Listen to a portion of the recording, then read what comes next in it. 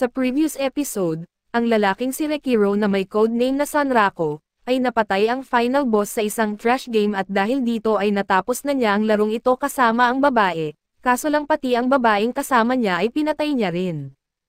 Isang babaeng may crush kay Rekiro ang palihim na sumusunod sa kanya sa laro at ginagawa nito ang lahat para mapansin lang siya ni Rekiro. Sa isang store hiningi ni Rekiro sa may-ari na bigyan pa siya ng larong trash game para laruin na niya ito. Kaso ni-recommend ng may-ari kay Rekiro na laruin niya ang hindi trash game at subukan niya ito baka mag-fit ito sa kanyang panlasa, dahil sa larong iyon ay ginanahan agad si Rekiro at nagpas siya na maging malakas at maging pangunahing player sa larong ito. Sa pagpapatuloy ng ating recap, si Rekiro ay ginagawa ang lahat para iwasan ang mga ugat kaso tila walang katapusan ito. Ang ating bida ay parang baliw sa kanyang pagsisikap na malapitan ang halimaw, kahit na ang kailangan lang niyang gawin ay ang makasurvive. Hindi rin naman masyadong epektibo ang paglapit dahil ang atake ni Rekiro ay hindi man lang nakakasugat sa katawan ng puno, maliwanag na hindi uobra ang pisikal na atake dito at kailangan na ngayong umilag ni Rekiro sa mga kadena nito. Napagtanto ng ibong may utak na dapat lang siyang umilag para manalo, ibinunyag ni Emil na lumipas na ang 1 minuto at 4 na minuto pa ang natitira, sabik si Vosh na makita ang kaluluwa ni Rekiro na handang lumaban. Patuloy si Rekiro sa pag-iwas kaso nagiging mas mahirap ito at napagtanto niyang ang kanyang kalaban ay isang ganap na halimaw, at mula sa mga atake nito nagamit ang root spear na halos imposibleng ilagan dahil sa hindi ito inaasahan, at mga kadena na tila pumapatay sa kung sino man ang matamaan nito. Parang hindi pa sapat ang mga iyon at tila hinahabol din siya ng mga ito na parang magnet. At halos sumuko na siya sa pagtakbo at si Emil ay lalong nag-aalala para sa kanya at sa kabila ng lahat ng iyon ay may mas masama pa, na kung saan ang halimaw na puno ay patuloy na nagpapalabas ng mahika at minsan ay kuryente at minsan ay bola na apoy. Habang tumatagal, nag-iiba ang uri ng mahika nito at ngayon ay gumamit ito ng atake na yelo at halos hindi na makayanan ni Rekiro na mabuhay. Ang mga atake ay tila nagiging mas lumalala at dumarami ang bilang ng mga kadena at ugat, at ang mahika ay nagsisimulang sakupin ang mas malawak na lugar. Nagbigay ng nakakatakot na tingin ang mahiwagang sanga ng puno at naisip ni Rekiro na kung patuloy ang pagdami ng mga atake, tiyak na mamamatay siya bago pa man umabot ng 5 minuto. Biglang sumabog ang kulay lila na hamog mula sa lupa at isa na namang mahika mula sa arsenal ng puno na kailangang alalahanin ni Rekiro. Ang labanan ay tila nagiging walang saysay dahil ang halimaw ay kayang baliwalain ang pisikal na atake at patuloy na nagdaragdag ng sarili nitong mga atake. Nagsimulang maunawaan ni Rekiro na mas magkakaroon pa siya ng tsansa laban sa lycanthrope na nagbigay sa kanya ng mga peklat, at unti-unti na siyang nawawalan ng pag-asa at napapagod na siya ng sobra, na halos hindi na siya makapag-isip ng maayos. Handa na si Rekiro na sumuko, umuwi, kumain at mag-isip ng estratehiya at subukan ulit mamaya, wala naman talagang parusa sa pagkatalo kaya hindi na siya masyadong nag-aalala. Subalit biglang binawi ni Rekiro ang kanyang iniisip mula sa pagkawala ng kanyang lakas ng loob, pinapaalala sa sarili na hindi siya basta-basta sumusuko, nakaranas siya ng kaparehong pakiramdam ng kawalan ng pag-asa laban sa Mud Digger nang sumuko siya at umasa kay Emil. Gumawa si Rekiro ng sigaw ng pakikidigma habang siya ay muling sumigla at tumanggi na mag-shortcut. Iniisip niya na ang paglalaro ng maraming walang kwentang laro ay halos nagpapatindi sa kanyang utak ngunit tapos na iyon ngayon. Naramdaman ni na Emil at Vosh na may nagbago at gumawa ulit ng hakbang si Rekiro. Sinabi niyang lubos siyang napuno sa mga basurang laro at kailangan na itong balansehin. Tumakbo si Rekiro sa isang ruta para muling lumapit sa puno at ipinangako sa sarili na hindi siya susuko. Namangha si Vosh na nakalampas siya sa mga alon ng atake para makalapit, kaso sinabi niyang walang saysay ito dahil si Rekiro ay nakakagawa lamang ng pangkaraniwang atake, pero ikinagulat ng lahat ng masipal ni Rekiro ang tungkod ng halimaw mula sa kamay nito. Pagod na si Rekiro kaya handa na siyang tapusin ang buhay ng punong ito at diretso na sa pagtulog, napagtanto niyang kahit hindi nakakaapekto ang pisikal na pinsala, ang mismong atake ay nakakalusot pa rin. Hindi hinayaan ni Rekiro na mabawi ng sanga ng puno ang tungkod nito at nagtataka siya kung ano ang mangyayari sa puno kung ito'y kailangang lumaban ng wala iyon, maliwanag na hindi na ito makakagamit ng mahika ngunit mayroon pa rin itong mga ugat at kadena. Ito ay isang bagay na natutunan ni Rekiro mula sa kanyang mga taon ng paglalaro mula sa isang post-apocalyptic na mundo, lumalakas at nakakaligtas ka sa pamamagitan ng pagnanakaw ng mga gamit. Ginamit niya ang kanyang natutunang kasanayan sa pagnanakaw mula sa Unite Rounds at hinawakan ang tungkod. Namangha sina Vash at Emil ngunit may natitira pang 2 minuto sa timer, at ito ang panahon na gustong makita ni Vash kung ano talaga ang kaya ni Rekiro.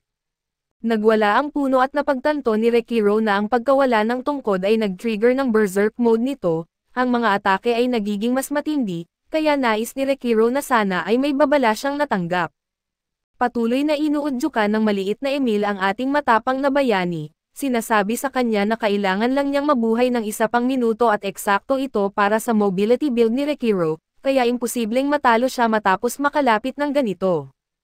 Gayunpaman ang isa sa mga kadena ay nakahuli sa kanya at gaya ng inaasahan, nagdulot ito ng ilang debuffs at di na siya makakaiwas at doon ay papalapit na sa kanya ang puno at hinagis ni Rekiro ang tungkod diretso sa langit, na nagdulot sa puno na habulin ito.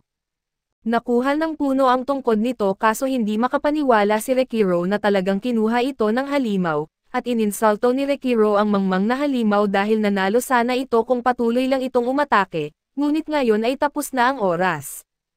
Tinawag itong wood blockhead ni Rekiro, pero nagulat siya nang magpas siya ang halimaw na ipagpatuloy ang pag-atake. Tumakbo si Rekiro para sa kanyang buhay habang sinasabi na dapat tapos na ang laban. Sa kabutihang palad ay pumagitna si Vash dahil tapos na ang 5 minuto at tuluyang tinanggal ang halimaw mula sa laro. Si Rekiro ang nagwagi at labis na humanga si Vash sa kanyang Vorpal Soul. Hindi makapaniwala si Rekiro na ganun lang kabilis tinapos ni Vash ang halimaw at nagtataka kung paano ito nakapagdulot ng pisikal na atake dito. Ipinaliwanag ni Vash na ang halimaw ay kayang i-nullify ang pisikal na atake lamang kapag hawak nito ang tungkod, at kung wala itong tungkod ay isa lang itong animated na puno. Doon ay dumating si Emil upang ipagdiwang at nasabik si Rekiro na malaman na makakatanggap na siya ng gantimpala sa pagkumpleto ng misyon. Idineklara siya ni Vash bilang karangalang kuneho ng Rabbit Tuzen, pero akala ni Rekiro ay makakatanggap siya ng bihirang item o ibang mahahalagang bagay. Inalis ni Vash ang Vorpal Color sa leeg ni Rekiro at opisyal na tinapos ang unique scenario. Umalis ang mga munting kuneho at nakakagulat na mayroong bonus mula sa unique scenario na tinatawag na Vepal Epic, pero gayunpaman ay nalungkot si Rekiro dahil hindi siya nakakuha ni isang tunay na item at nag-logout na siya mula sa laro. Medyo gabi na at kaya napagpasyahan ni Rekiro na matulog na lang at kinabukasan. Nabasa ni Rekiro na ang rekomendadong antas para sa bonus mula sa unique scenario ay antas 80, ngunit siya ay nasa antas 31 pa lamang. Mayroong kwento sa likod ng misyon kaso sumuko siya sa pagbasa nito nang siya ay ma-overwhelm. May mga clans na nakatuon sa pag-aaral ng lahat ng kwento sa laro, kaya mahirap para sa kanya na gawin ito mag-isa. Nagpasya si Rekiro na magpahinga muna sa lahat ng unique scenario at sa halip, pupuntahan niya ang bayan at magpunta sa susunod na lugar. Natapos na ni Emil ang pagdidilig sa kanyang mga halaman at handa na rin siyang magpatuloy. Napagtanto ni Rekiro na kung lalabas siya na ganoon ang hitsura, tiyak na hahabulin siya muli ng mga parkers at info hunters at di sapat ang pagbabago ng kanyang headgear, dahil ang kanyang mga marka ay magdudulot din ng pansin. Nagpakita ng pagiging kapaki-pakinabang si Emil sa pagre-recommend na takpan niya ang kanyang buong anyo. Wala siyang ideya kung paano ito gagawin pero alam ni Emil ang tamang lugar para dito at pumunta sila sa isang maliit na kuneho na nagngangalang Pete, na kapatid pala ni Emil. Siya ay nagtitinda ng mga kalakal sa Rabbit Tuza at sa iba pang lugar pero kailangan niyang mag-transform sa anyo ng tao para gawin ito, kaya bihira lang niya itong ginagawa at tinawag ng maliit na kuneho si Rekiro bilang Birdman, kaya pinatunayan ni Rekiro na siya ay tao sa pamamagitan ng pagtanggal ng kanyang maskara. Nagulat si Emil nang tanggalin ni Rekiro ang kanyang maskara ng mabilis. Alam niya na may malalim at madilim na dahilan si Rekiro kung bakit palagi niya itong suot at nagtatanong si Emil tungkol sa bihirang bagay na nadiskubre ni Pete at sinimulan nitong hanapin ito sa kanyang inventaryo. Pagkatapos ay nakita natin na ang item na ito ay mukhang isang uri ng bedsheet at parang nakasuot si Rekiro ng costume ng multo sa Halloween. Pumunta sila upang kumuha ng mapa para sa paligid ng Fergrema, at nakatanggap si Rekiro ng iba't ibang kakaibang tingin. Ilang sandali lamang ay hindi na napigilan ni Rekiro at inilabas niya kung gaano niya kinaiinisan ang hitsura ng bedsheet na parang costume.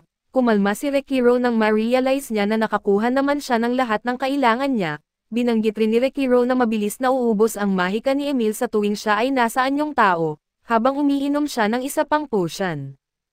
Kailangan nilang magpatuloy sa susunod na lugar at may 3 silang maaaring daanan. Una ay ang Fake Caldera, isang lugar kung saan nagtipon ang tubig sa bunganga ng isang matagal ng patay na bulkan upang bumuo ng lawa.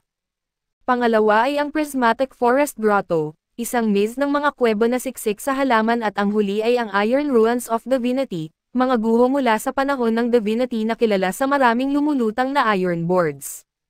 Napagtanto ni Rekiro ang bigat ng desisyong ito at sinabihan si Emil na tumahimik nang iminungkahi nito na pumunta sa Fate Caldera. Nagpa siya si Rekiro na dumaan sa Prismatic Forest at ipinaliwanag niya ang kanyang kahangahangang desisyon.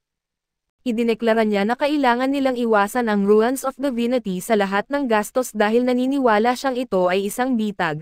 Habang abala si Rekiro sa pagpupuri sa kanyang sariling katalinuhan, napansin ni Emil ang isang taong pamilyar ang hitsura na nanonood sa kanila. Mukhang nakakatakot ang taong ito na nakasuot ng armor, at nagulat si Rekiro nang makita kung sino ito. Kaso dito na nagtatapos ang ating recap. Salamat sa inyong panonood hanggang sa muli.